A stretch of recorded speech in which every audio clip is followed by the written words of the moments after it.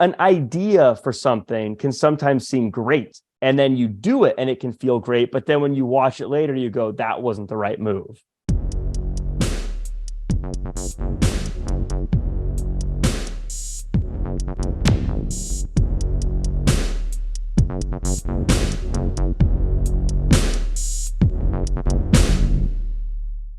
What's going on, guys? It's your boy, Tom Took Trash, and stand back with another interview. This time, I'm joined by the one and only Jack Farmer from Wrestling Inc. So welcome to the show.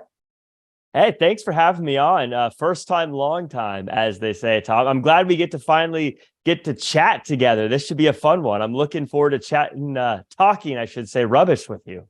Likewise, like I say, I'm excited to have you on. So if we take this back, Jack, where did you first discover wrestling as a fan?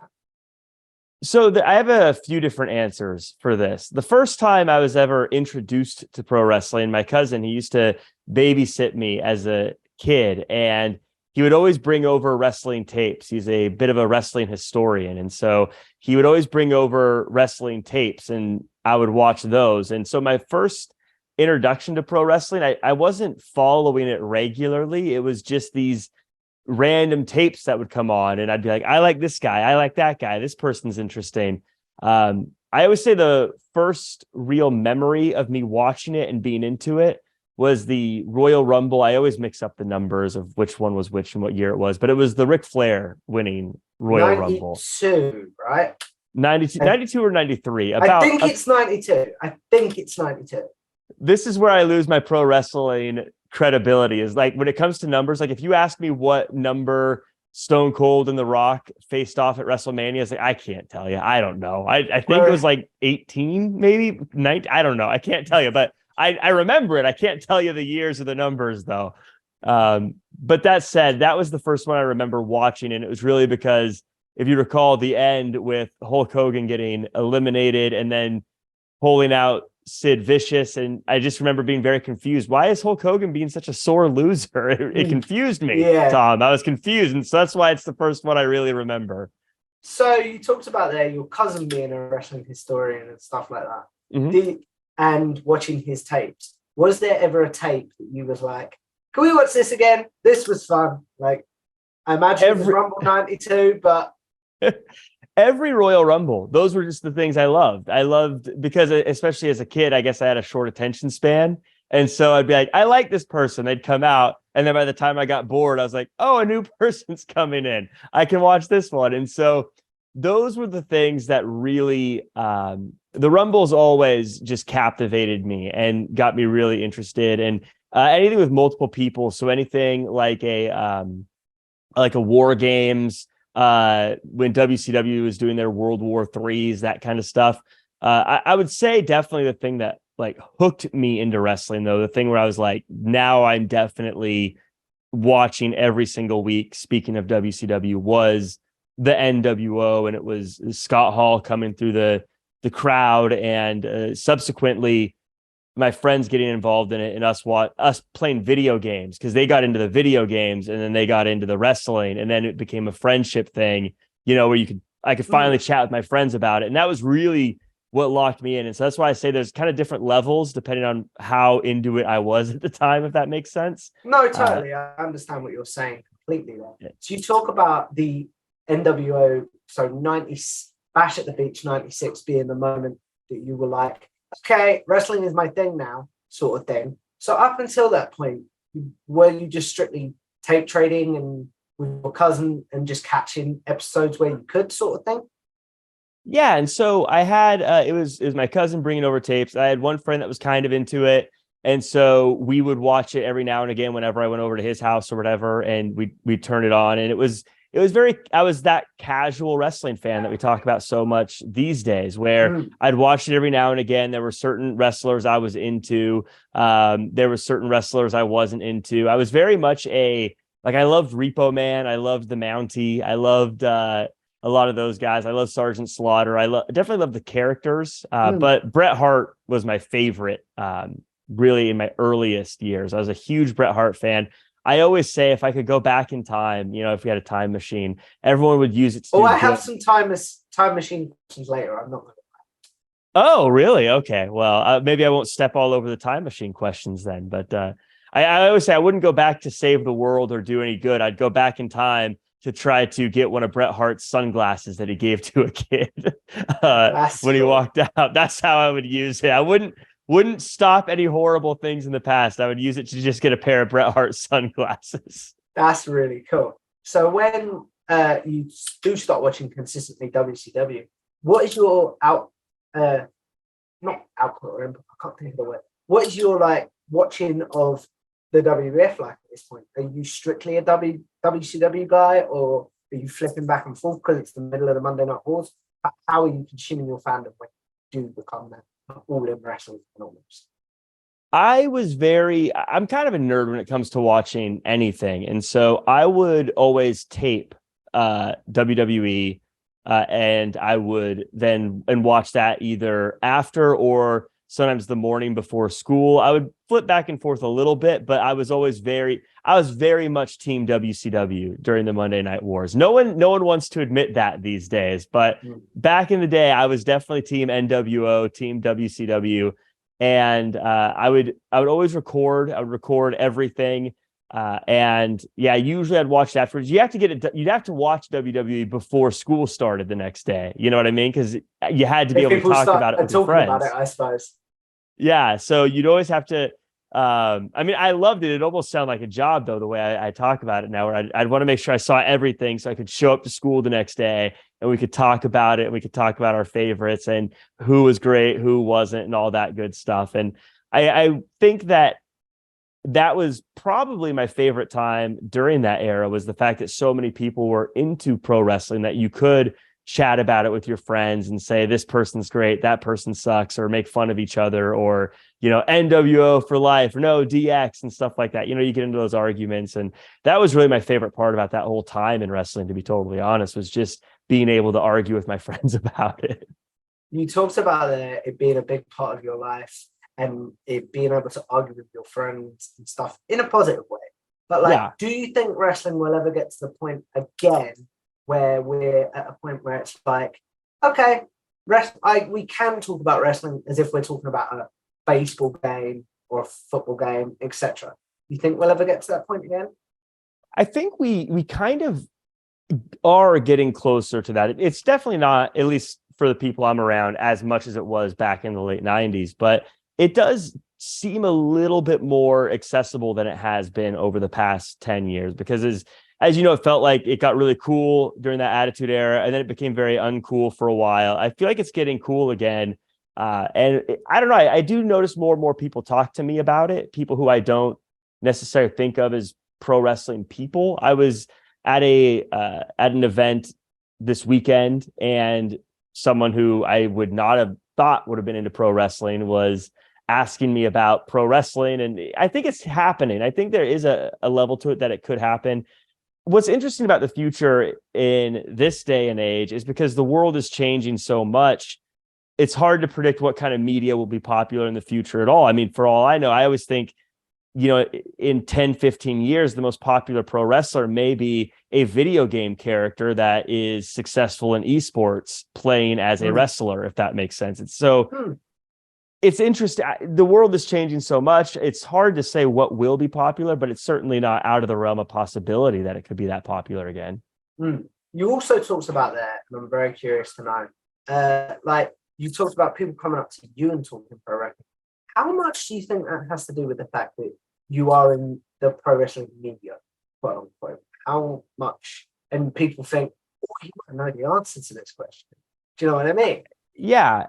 I don't think it really impacts it as much as I would like to think. I would like to think that everyone knows who I am, and so they come up to me and talk to me. But I have a feeling that the people who surprise me that approach me. Now, sometimes I get approached by people and they're like, "Hey, Jack from Wrestling Inc." or "Hey, Jack from Championship Wrestling," or wherever I'm working. Sometimes that does happen, but I think a lot of people, when the conversation starts, they don't know that I'm in pro wrestling, or that they're not following pro wrestling that closely because they are a casual fan that maybe just watches, but then doesn't check out the podcast and things like that. For instance, I found out my neighbor was a really big fan of pro wrestling recently because he was wearing an Orange Cassidy shirt the other day, and I was like, Oh "Hey, wow. Orange Cassidy, that's cool." And then we started chatting, but he had no idea that I'm part of wrestling because he doesn't follow. He doesn't follow that closely. He just watches it as a person who's like, I like this TV show on Wednesday nights, if that Oh, makes to be a sense. fan like that again. Oh, to be a Yes. fan like that again. That'd be Yeah. fun. So I, anyway, yeah. sorry, I interrupted you there. I do apologize. No, I was just gonna say, yeah, I would say people, it's weird with pro wrestling.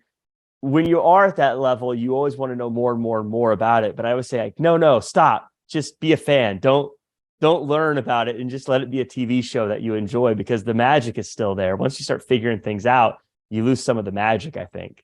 You talked about figuring things out, stuff like that. Obviously, we know pro wrestling now. Sorry for any kids watching, by the way. Is a scripted TV show and things like that. So I'm always curious to know from my guests. Do you remember the moment that you figured out wrestling was scripted, and how did that maybe change your fandom? I don't remember. I think it was similar to like Santa Claus, where there wasn't a moment that I was like, oh, this isn't what I thought it was. I think it's just sort of a slow realization. You just kind of slowly figure it out, and eventually it's something as opposed to like a big grand, this is the moment. You know what I mean? Yeah.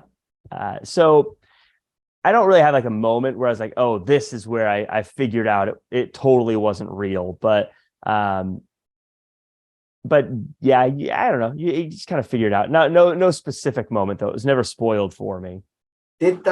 When you are starting to figure it out, did you ever have a moment where it's like, I know this isn't real, so I'm going to back away from it? Or did that make your fandom more intense? No, because I always liked it from an entertainment standpoint. And in fact, I would say that I was always hesitant to try to learn about it. It's funny, I work in wrestling for a wrestling news site now, of all things, because I was actually very slow on the take when it came to figuring out the details of how pro wrestling works. And what I mean by that is, like I said, I knew it was scripted, all that good stuff, but like realizing that I'm never going to see the big fight on the weekly show. They're just building up to the pay-per-view. You know what I mean? Yeah. I was very slow on the take of just certain things like that because I didn't want to figure it out. I did watch it as I am a fan of this wrestler. I'm a fan of this stuff. I'm watching this person.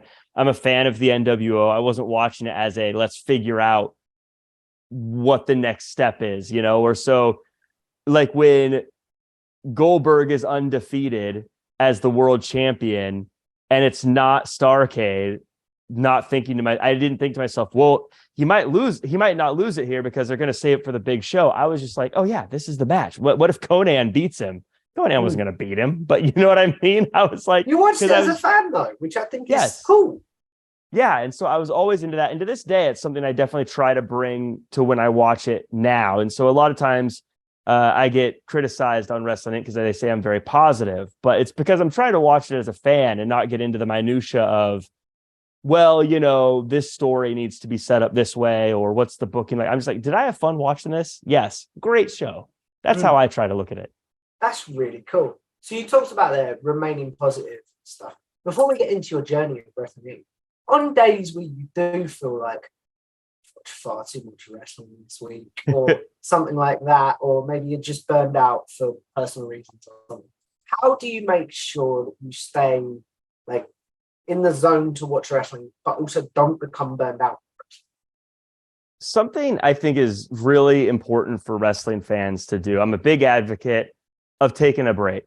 I think it's okay to not tune into certain things for a while. And so I was covering NXT for a show called Draped in Gold for a while. And we had a great time. We were covering NXT UK.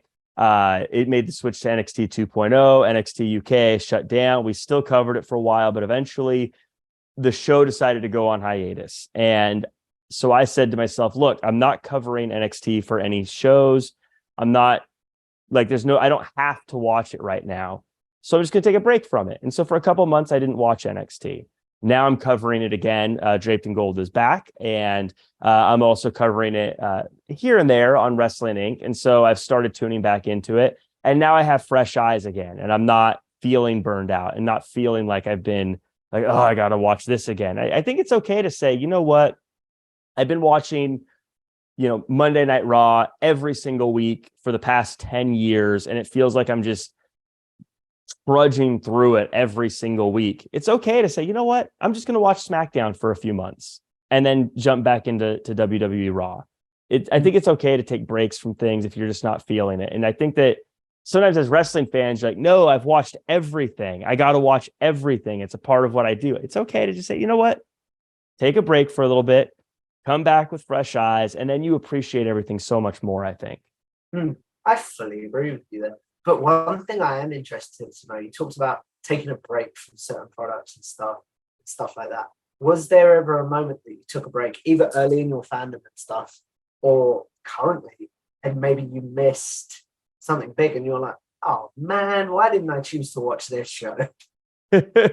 Yeah, that's a good question. So I took a break. One of the bigger breaks I took was after the Monday Night Wars and everything died down. I thought that was coming, and I'm not gonna lie.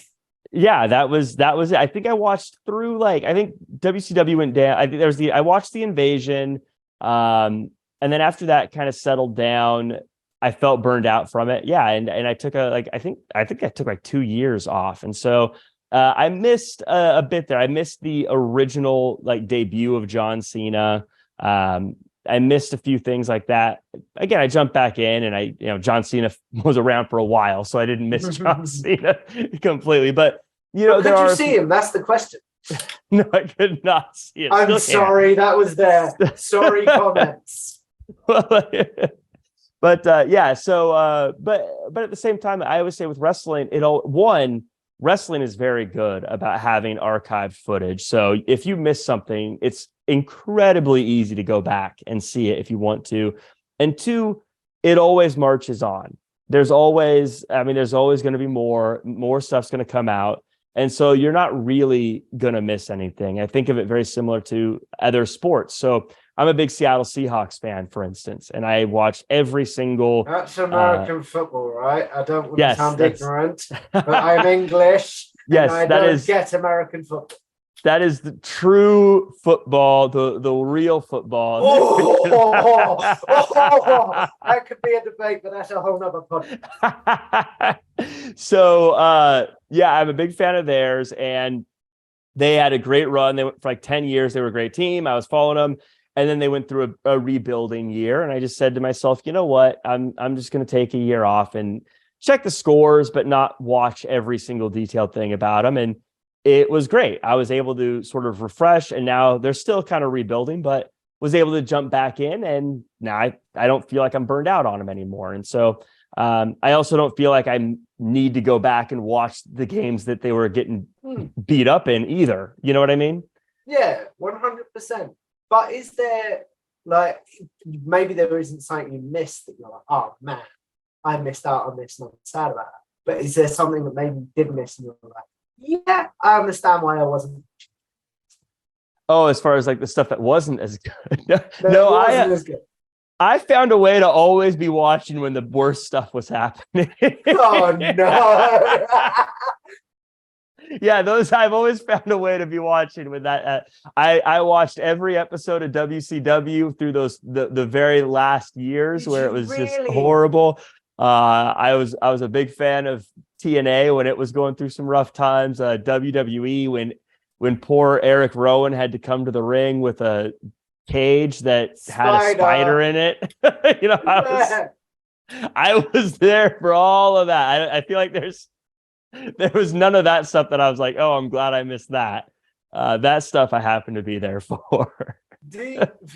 Without sounding superstitious, do you believe yourself to be sort of cursed with bad wrestling? Maybe. I never thought of it that way, but maybe I am. Yeah, if I'm tuning in, it's probably a bad sign. No, that's not what I meant. I do apologize. No, not at all. It was but it was I've been fortunately able to see some pretty good stuff. But yeah, maybe I am, because I think I was watching Impact the most when it was the years that most people said was terrible. The So Hogan years, for example. maybe yeah, I was there. Oh, I was watching before the Hogan years too, but I definitely watched a few of the Hogan years as well. Impact, by the way, doing great stuff now as well. Oh, So definitely. they've definitely bounced back I as would far as what they're doing say for sure. the most underrated. This is a big question. I'm curious to know what you think. Impact, the most under the radar, underrated promotion currently as we record this. Do you reckon? It's tough to say because I think people still consider them the number 3 wrestling company. I don't know. So it's hard to say they're under the radar, but I do think that there's a lot of people that, and by the way, I say people consider them number 3. I don't know. I'm not saying in sales or anything like that. I just think if you ask the average person who are the top 3 wrestling companies in the United States, a lot of them would say Impact number 3, if that makes sense. 100%. Again, I have no idea what their ratings or their income is or any of that stuff. I just think that's how they're viewed. But that said, I think there's a lot of people that, even though that those Hogan year things were like 10 years ago, I think there's still a lot of people that look at them and still see that Hogan stain, for lack of a better word. Yeah. I think people still see that, and they think that when they think of Impact, which is unfortunate because, again, they've got a lot of great wrestlers there. They're doing a lot of really cool stuff there. And it's really worth checking out. I think if they can I think the one thing I would like to see is if they could find a way, and this is easier said than done, get the bigger crowd so it feels like a bigger show. Which again, easy. That's what everyone wants. But I think when you're looking at it feels like a big jump going from Impact to AEW as far as crowd size goes. Definitely. We've gone around the place in this interview. I do apologize. It's just how the conversation's gone. No, that's totally fine. You talked about being criticized for being too positive sometimes, and we will get into how you joined wrestling and all that in a minute. But what do you do to sort of keep the negative voices away in your head when you do receive like what could be considered as a troll comment, when people are saying maybe you're too positive or things like that? Well, first off, I try to watch it as a fan, and so I'm not trying to. I think sometimes the people who look for negative stuff or want to hear negative, they're looking for problems in what they're watching. And I always compare it to like a joke. Like, if you go up to someone and say, okay, tell me a funny joke that's going to make me laugh, Tom, there's nothing you're going to tell me that's going to make me laugh. Like, I've already set a stage that isn't going to be funny. And if I look for every single part of the joke that might not have been good, then I've taken all the fun out of it. But if I'm just watching it as a fan, then you see a lot more of the good. I also try to look at, like, what are they actually trying to accomplish? So there may be stuff that maybe I'm not that into, but I start to realize, oh, this is what they're trying to do. Did it work or did it not? I don't know, but at least I understand that's where they're coming from. And also I try to remember these are real people, like they're, I think we forget that sometimes. Yes, I think we absolutely forget that, especially when we're talking about people who are let go or whatever. Like, they're real people. And anyone who's done stuff like, this, Tom, because you have a show, an idea for something can sometimes seem great. And then you do it and it can feel great. But then when you watch it later, you go, that wasn't the right move. Mm. And they're doing the same thing. They don't know. They're just trying their best to be entertaining. And sometimes it works and sometimes it doesn't. And so I think people forget that. And so I think it's okay if something doesn't work. I would rather something doesn't work and they tried something as opposed to not trying something, if that makes sense. And so I just try to keep these things in mind when I'm looking at this stuff, instead of just saying, oh, this person is dumb, they should get fired, as like some people come after. I was like, and also I try to look at it as, it's not just my opinion, it's what everybody's opinion is. And so there are wrestlers that maybe aren't my cup of tea, but I'll hear the audience and I'll be like, yeah, well, maybe not my cup of tea, but people love them. So I'm not going to, rain on anyone's parade. But who is that? Is there a wrestler? I don't want to get you in trouble, but as a broadcaster, I have to do the follow-up question. You do have to, and I appreciate it. So the biggest example for me is I'm just not that into Becky Lynch's character. Just Okay. not. It doesn't click for me. And I want to make sure I'm saying Becky Lynch's character. I'm sure she's a great person. Yeah. In real, like this, something about her doesn't resonate with me. But that said, I listen to the crowd. You listen to the crowd. I mean, everyone else is into her. She's selling merchandise. She's moving numbers. She's doing everything. So I'm not going to come on a show and talk about how she's terrible because I don't like her, because clearly I'm in the minority here. So that would be my big example of someone who maybe doesn't resonate with me, but I'm not going to tell everyone that she's terrible because clearly everyone's into her. My one was for a long time. I shouldn't talk about myself, but it's the way the conversation. No, I want to hear yours. You put me on the spot. My one for a long time, since his international title reign really come around to him, was Orange Cassidy, because I didn't like. I discovered him in AEW. If that makes sense. So I was like, I don't get it. But then since his first match with Pac, but definitely since his All Atlantic International, whatever title they're calling it, it's definitely since that, it's like, okay, I get it now. I get the joke now, and it's fun. That makes sense. Yeah, I 100% agree, because I also didn't really know anything about him until AEW, and I remember before his match, I was like, I don't get how this guy's going to have a match. I don't get how this is going to work. This is silly. And then I remember him having the match with Pac, and I had the Revolution one, if I remember, 2020. Revolution 2020, one of my favorite AEW shows. I still think might be my favorite AEW show. We'll get to that. That was I remember I just had a grin from ear to ear the whole time watching that match, and I was like, I don't know if I get it, but like, this guy's entertaining. I'm on board, and I agree with the international championship thing, because my issue with him before was always like, why does he wrestle if he's so lazy? But with the title, he kind of has to, and it's added so much fun to him, and I think that he's really getting a chance to shine with this, and he took a title that I think we all looked at as sort of a joke when it was first brought out, and now is probably a highlight of Dynamite every week. Knowing my luck, he would have lost the belt by the time this goes out, but I fully agree with you on that one. So so we've obviously talked about your wrestling fandom and things like that. What comes first, my friend? Being a commentator in wrestling, or getting into wrestling media as a contributor? My goal is to be, I want to work with a wrestling company. And so I do ring announcing, I do commentary, play-by-play, and some color commentary. I've been fortunate enough to work with some awesome companies. I'm representing Santino Bros, my shirt on right now. That's the ones Santino Morella's school, right? No, Santino Bros here in... No worries.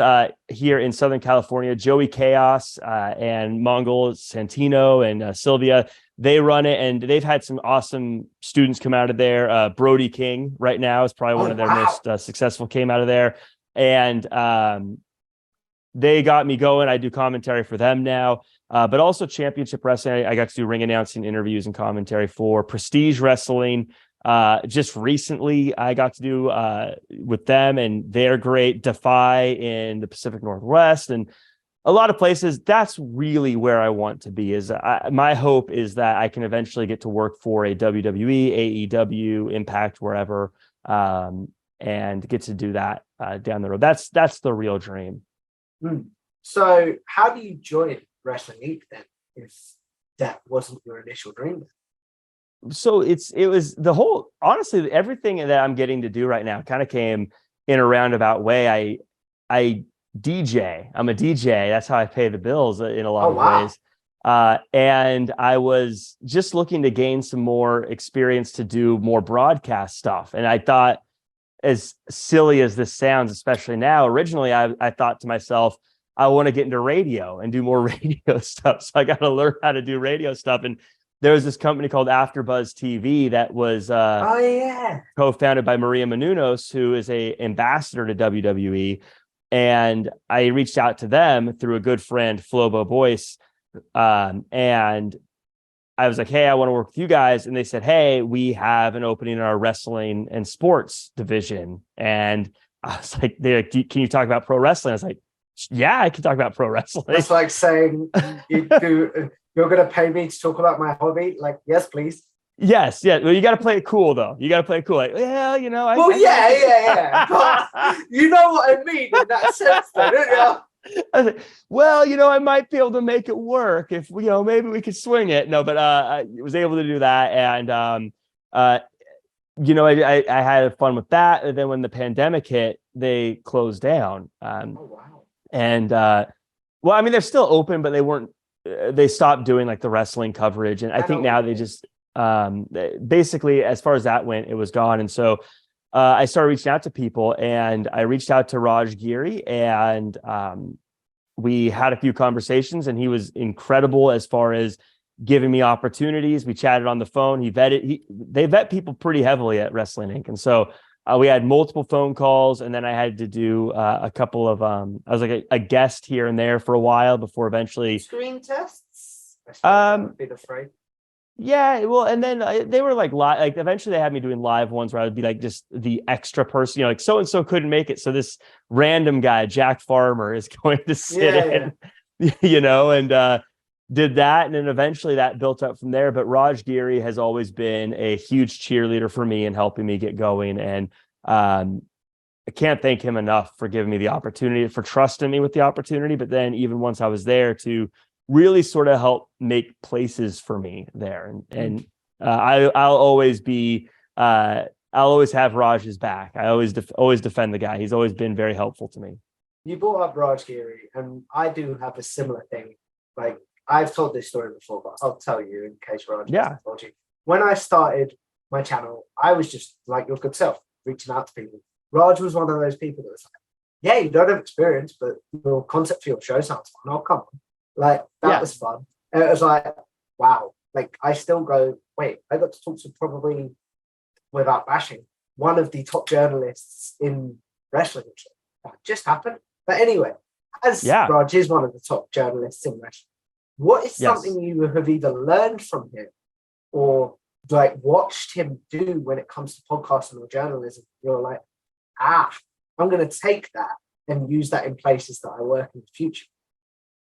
Yeah, I think what he does that has been very helpful for me to learn from is that he is very careful not to cite news unless he knows, or to talk about things unless he knows. And so he's definitely someone that when if he's saying that this is happening, you know, in the locker room at AEW, then it's very probably happening in the locker room at AEW. It was something that he got in a lot of, there was a lot of Twitter buzz because he said that Sasha Banks was leaving WWE, and everyone doubted him. Everyone buried him. They trashed him.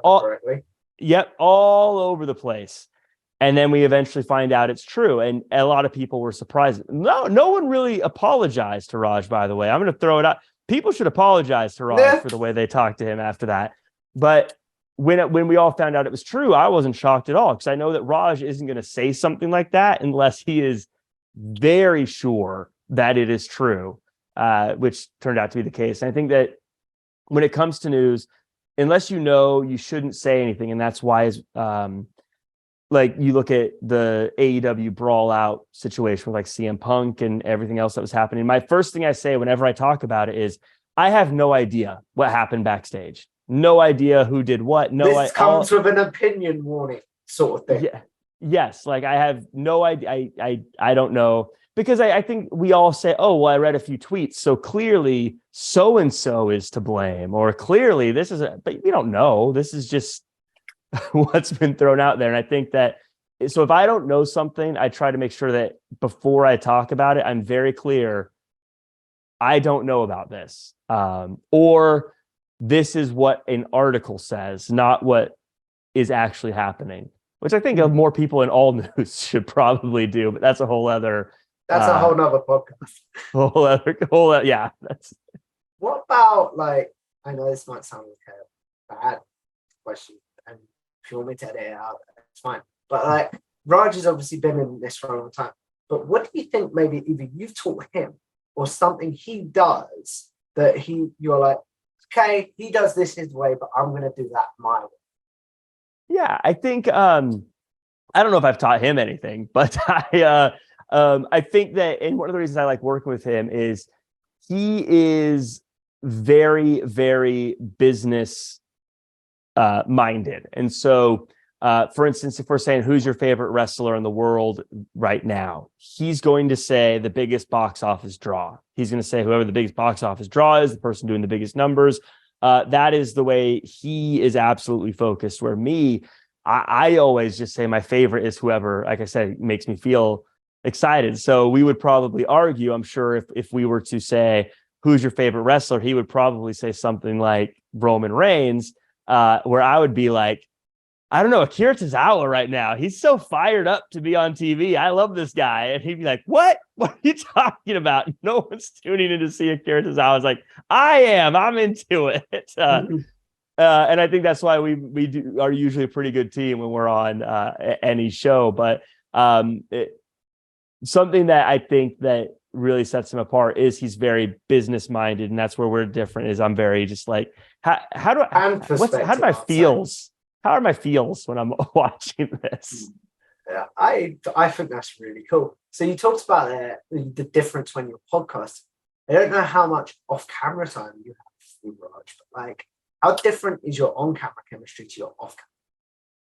Raj is about as honest of a person as you're gonna meet. So what you see on the podcast is exactly what he's like talking to him in person or in private. He's very much that way. But I think the thing that you don't get to see on the podcast is just how generous he is with his time and with his help and with his resources and with his what he can do. I mean, he's someone who, if you want something and he's able to help you get there, and you're like an honest person, you're not just like, hey, like, I'm gimme. But if you're trying to do better with something and he can help you get there, he's going to help you get there. So like yourself, if you reach out to him and you're like, hey, can you be on my show? He'll probably be on your show. If you're like, hey, can you give me some advice on interviews? He'll give you advice on interviews. Whenever I ask him for advice, he's very quick to give me real honest feedback and real honest advice, and in a helpful way too. I think that's the thing I would want the internet wrestling world to know, is that Raj is a very good person that will help people out who want help. It's very cool to hear. So as we look at wrapping this up, and before we do generic questions, I am curious to know, as a podcaster, what's like your routine when it comes to getting in the podcast zone, to be like, I'm going to be on camera soon, whether it be like breathing exercises, stuff like that. And then how do you come out of the podcast zone to go back to what I would call civilian life? And then this is one question. Is your prep any different when you're doing independent wrestling stuff, such as commentary or ring events? Yeah, so for the it's a little different for no. For the podcasts, because so many of what I do are like show reviews, and so most of the time I'm writing random notes while I'm watching the show, and just get those ready. And then usually you got because I got to go live right after. Usually it's me scrambling. It's like a anxiety hurricane of just trying to get everything in place and the camera set up and all that other good stuff. But something I always say to myself, and this sounds so corny, Tom, but I do it every time, like, best show ever. We're going to have the best show ever. Just to like kind of get myself hyped up for in-person stuff, for like the indie shows or things like that for commentary. I try to research as much as I can so I can know as much as I can. And also I try to talk to wrestlers, and I try to figure out like, what do you want the point of this to be? What do you want the goal of this to be? What do you want people to take away from all this? And so sometimes if it's on commentary and they're saying, hey, the idea is I want people to take away from this that I have a lot of heart and I never give up, then I know on commentary I need to make sure I'm driving that point home. If it's ring announcing, it's all about setting the stage. And so, if I'm doing ring announcer for the whole show, but I know there's going to be a big title match at the end of the show, for me, every ring announcement throughout that whole show matters for that main event. Because if I come in and I give the same ring announcing style to every single match, then that main event doesn't feel like a big deal. It's the same. And so I'll do not lower, but like less, like maybe smaller more enthusiastic versions as the show goes on. Yeah. So by the time you get to the end, it feels like, oh my gosh, the ring announcer's blowing the roof off of this place. And it feels like it's a bigger deal once you get there. And for interviews, it's kind of the same as commentary. It's like, what do we want to get across here? What's the goal? And helping them to say what they want to say instead of just asking them the question, how does it feel? Because it's kind of boring. If they are let's say someone who had some sneak attack them the week before, I want to prep them and be like, you got attacked last week, and you've been stewing about it all week since. What are you going to do about this or whatever? Like, kind of set the stage so they can leapfrog off the question, if that makes sense. It's really cool. You brought up their boring questions, and that is a great segue, because we are going to do a segment that is a staple on my channel called Generic Questions. Those of you that have seen my interviews before, this is where I ask my guests their favorite wrestling pay-per-view card, for example, Double or Nothing 2019, favorite wrestler's theme, favorite tag team, and favorite superstar, or wrestler. Basically questions that Jack might get asked on social media. So now he'll have a place to be like, I love this. Please go watch this. So what is your favorite match? My favorite match of all time? Mm-hmm. Oh, that's so hard. There's two of them that always go back and forth in my head. That's fine. You can have two.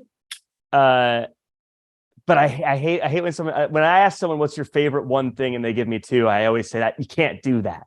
That's fine. Okay. So there are two matches, and the first one that comes to mind is Hulk Hogan or Hollywood Hogan versus Bill Goldberg for the WCW title on Monday Nitro. Vegas? It was in Georgia. Yep, it was in Atlanta, and because I was a big Goldberg fan, I was a big Hollywood Hogan fan, and it was summer. I was on summer break from school, and me and my buddies, we were all about it. We were super excited about it, as I said. And that Monday, they announced it on Thursday Thunder. That Monday, we made a day of it, and we all hung out all day. We played wrestling video games. We got excited about it. We got a bunch of junk food. We watched the show. And so not only was the match cool and the crowd super into it, but just the day that went with it. And it was just a fun day that made the whole thing seem super cool. So that's why that match to me stands so high up in my opinion. The other one, also a Hogan one, maybe a little bit more common for this answer, is Hogan versus The Rock at WrestleMania, because it was great. It was great for every reason. But for me, it was something special because I had been a WCW fan, an NWO fan specifically, my whole life, and WCW had been. It was.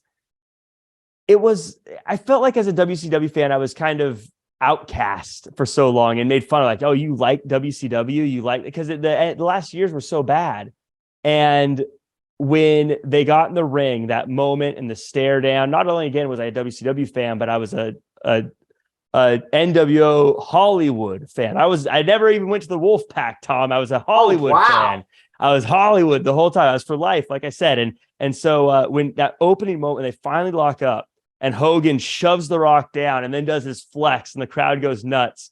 There was this little part of me, Tom, that felt like that was him representing all of us who were fans of WCW and NWO, getting that one chance to shove down the guy that was kind of one of the faces of the WWE that ran them out of business. It was a moment personally for me that I felt like was just so cool as a wrestling fan. So that's why it's hard to pick, because there's both bigger things beyond the match, even between those two. That's so cool, though, that you have a story to go with both of them. That is very cool. But what about your favorite overall pay-per-view?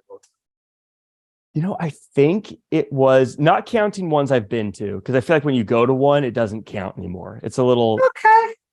It's a little unfair because once you've been to one, then it's like I would say of the ones I've been to, it's going to be hard to beat WrestleMania in Dallas with Stone Cold coming back and Vince McMahon coming at like I just got to say, okay, so when Vince McMahon and like at that WrestleMania, like when I can't remember, I'm like Stone Cold's out there and then Vince McMahon music's hit, like my soul left my body. I was like, oh my God, I can't believe I'm seeing this in person. This is incredible. And then the bad stunner to Vince, it was just what a cool moment. I think as a show, what was your thought on the McAfee match out of interest? I loved it. It was so, see, that was my thing. Like, again, I was just like, I'm entertained. This is dumb, but I'm entertained. This is so, he beat him with a punt kick. He did, didn't he? I was like, I get, like, if anyone says this is terrible, I get it. But as a fan, I was having the time of my life, Tom. I was so excited about this. And just especially as a fan from back in the day, like, I can't believe I'm getting to see Vince McMahon come out here and have a match. This is incredible. That said, not counting ones I've been to, Revolution 2020, as we alluded to earlier. I think that Bucks versus Page and Kenny Omega was absolutely stellar. I think the Orange Cassidy match had me smiling. Moxley versus Jericho was cool. Like, it was that's probably the best show that I haven't been to. That's really cool. What about your favorite wrestlers' entrance music? Oh, this one, besides the NWO and Hollywood Hogan, because I've made that clear, brother. No, that gets so tricky because it depends kind of what mood I'm in. I think I'm gonna go with right now. I'm really into the Usos music. I think everyone is, but also Bronson Reed's music is really cool. I really like his I'm battle tested. It's so That's cool. Really cool, yeah. The music nowadays is so good, or especially the CFO. Their stuff was always really good. So I'd have to go with that stuff right now. That's the stuff I'm really into. I actually like, I think though that Triple H's It's My Time song is an underrated banger because he has all those, his other songs were really good and everyone thinks about those, but that but how does the line go? He's like, keep your finger off the switch, done, or whatever the bit is in the song. That's one of my favorites too. That's really cool. What about your favorite wrestling tag team? Oh, I feel like I'm going to regret my answers here because I'm not thinking them through all the way. I think I got to go. This is a basic one, but probably the Dudley Boys. I think that they were just so versatile. They did so much cool stuff. They won so many titles. I was a fan of theirs in ECW, and so to get to see them be successful in WWE as well was really cool. I think I'm going to go with them. That's really cool. And then as we wrap this up, Jack, who is your favorite wrestler of the time? I get made fun of for this, but I stand by it. He is my all-time favorite, and that is Lance Storm. Oh, wow. Lance Storm, because as we talked about, I didn't sound so surprised. I do apologize. Trust me, you're not the only one that gets surprised when I say Lance Storm's my favorite. But again, I was very slow to figure out how wrestling really worked, and I still don't, I guess, to a degree, because I've never wrestled a match. But before knowing what quote unquote work rate is and all that stuff, I remember when I first watched Lance Storm in ECW, I was just like, there's just something about him that seems so smooth in the ring and so clean in the ring. And I couldn't explain what it was, because again, I wasn't following that kind of stuff. But I think now I would call it like he's a good worker, or whatever the phrase would be. But at the time, I was like, there's just something about this guy. Every time he wrestles, it's so smooth, it's so clean. Everything he does just looks like it's done so well. I just became such a fan of the way he wrestled. And then I became a fan of him. And then whenever I mentioned that I'm a huge fan of his, everyone would be like, who? What? Why him? Why not The Rock? And then I just dig my heels in more. And so I'd be like, no, he's the greatest. And now he's my favorite. And he's my favorite of all time. I had more fun cheering for Lance Storm than any other wrestler, I think. Also because, and I know I don't, not to ramble on, but also because as a fan, I think this is something we take for granted as fans, is I felt like I got to watch him grow a little bit, going from ECW to then WCW, where he slowly won like the TV title and then the US title. And then like you got to see him evolve a little bit. And I think a lot of times we're just like, Roman Reigns is the best. But it's like, what about the guy that's coming up still? You know, what about like the Carmelo Hayes, which is probably the next one that like now he's still new. Like, let's enjoy this little like journey he's going to go on before getting there, if that makes sense. No, I totally understand what you're saying. And that's very cool because it's your answer to the generic questions. But let's see right this up. The question I end all my interviews on is with YouTube, with podcasting, with social media in general, I believe us content creators are going to live forever in some sort of very strange way, if you think about the word. So always one piece of content you want to be remembered for, and one that you're like, Raj or powers that be, please let the people forget about that. Thank you very much. I hope no one ever finds my first ever show I did. That one I want to disappear forever. And I won't tell anyone where they can find it, but I hope no one finds that one because I didn't know what I was doing or what I was saying. I was trying to be Mr. Hot Take and it didn't work out. If there's one that I hope everyone can find and everyone can see, I hope it's this one, Tom. I hope everyone finds this one and gets to see it. Wow. Why? Out of interest? What? I thought it was a fun time chatting with you. I thought we had a good chat. I mean, I got to do most of the talking, so maybe that's why I liked it. But I thought it was fun chatting with you, Tom. Someone's got to turn the camera one of these days and interview you on these questions. Oh, that has happened. There's videos out there, and that's not happening again. Thank you very much. Well, who's your favorite wrestler? Brian Danielson. Like, right off the top of my head, my friend. Oh yeah, that's a good one. That's a good pick. So yeah, that's okay. What's your favorite show then? That one changes on a dime. Do you know what I mean? That one does change on a dime. But if you ask me that question today, it's still double on that. What about that show was so great?